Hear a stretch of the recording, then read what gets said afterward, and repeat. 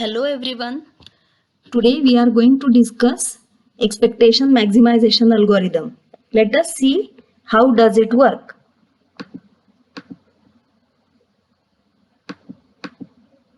So suppose that we have a data on a random variable x which has a probability distribution function, probability density function or PMF as fx theta, where theta is a real valued or vector valued parameter. The purpose is to obtain maximum likelihood estimator of theta using this sample. But there is a difficulty. The difficulty is that the likelihood function or even the log likelihood function of theta is difficult to maximize.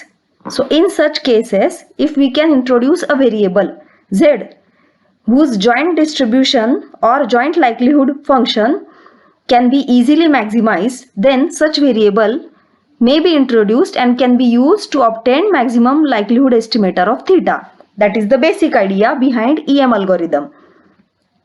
So to understand it better, let us consider an example of mixture of normal distributions. So suppose we have a random sample from a mixture of two normal distribution with means mu1 and mu2, and suppose the variance is same, which is 1. The proportion of mixture is say alpha and 1 minus alpha. So this will be the PDF. Here I have plotted a histogram of a random sample generated from this mixture PDF.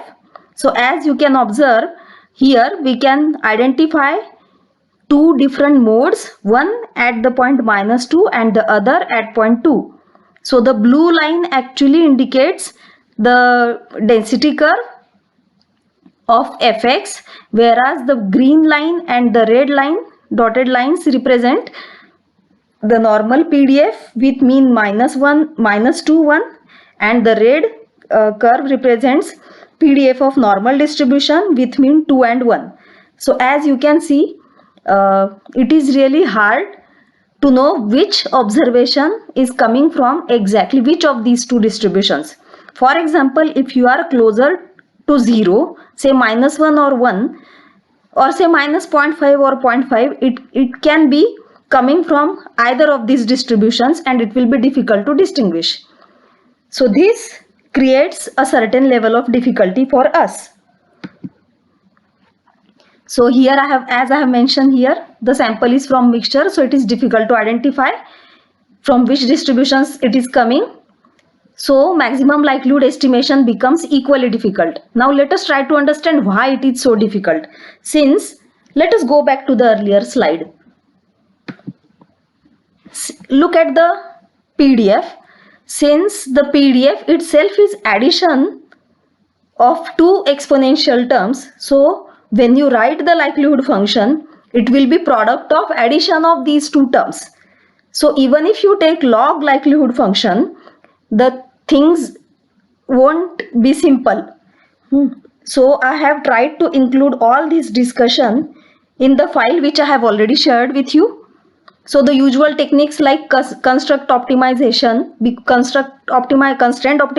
is needed because alpha is between 0 and 1, should be between 0 and 1. So even though these techniques don't work here, so if we try to maximize the log likelihood function of theta based on the data only from this mixture distribution, then maximum likelihood estimation of theta may not be feasible or practically difficult. But instead, if we had information about the observations belonging to the populations, then it would have been easier to obtain the MLE of theta. So how can it be easier? So let us have a look. So suppose Zi indicates whether a particular observation, ith observation, belongs to first population or not. So Zi is either 1 or 0, depending on whether xi is coming from the first normal population or the second normal population. So if we know along with x1, x2, xn, if we have information about z1, z2, zn, then we can have maximum likelihood estimates of mu1, mu2 and alpha directly. But the thing is, Zi's are not observed because the data is from mixture and Zi's are not known to us. So Zi's are the latent variable which we have mentioned earlier, and those represent the missing part. So here starts the construction of expectation maximization algorithm. So the first step is important, which is expectation step. Since ZIs are representing the missing part of the data, the basic idea is to use the information that Xi's and Zi's have certain joint distribution, and if I know Xi's, then Zi's have certain conditional distribution can be used to estimate Zi's through this. So how is it done? Let us have a look.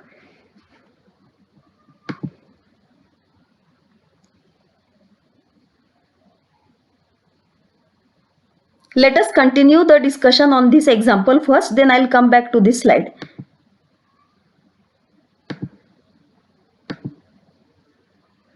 So here we are again back to the example. So if we had information on Zi's, then the likelihood function would have got simplified like this. It will be product of all PDFs, all normal mu1 and 1 PDFs when Zi is 1, and normal mu2 and 1 PDF where Zi is 0. So like this. So you can further simplify it by taking the product inside. So in short, you can write it like this: minus half.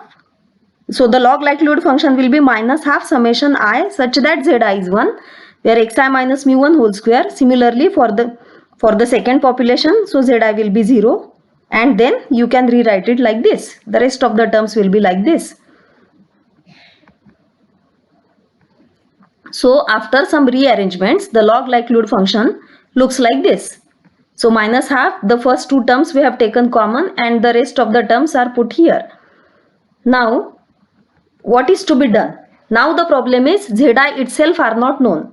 So what expectation maximization algorithm does is, in the E step, which is the expectation step, it replaces Zi's with its conditional expectation. Now what is the meaning of this? Because x1, x2, xn have been observed, and we have the relationship of Zi's with xi's, so we can always obtain expected value of Zi's given the actual data. So now because expectation of Zi is simply probability that Zi is equal to 1.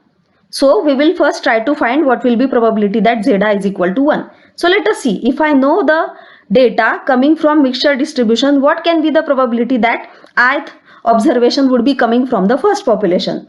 Now here note that because only two choices are there, the first choice is either the observation is coming from the first population, and the second that the observation will be coming from the second population.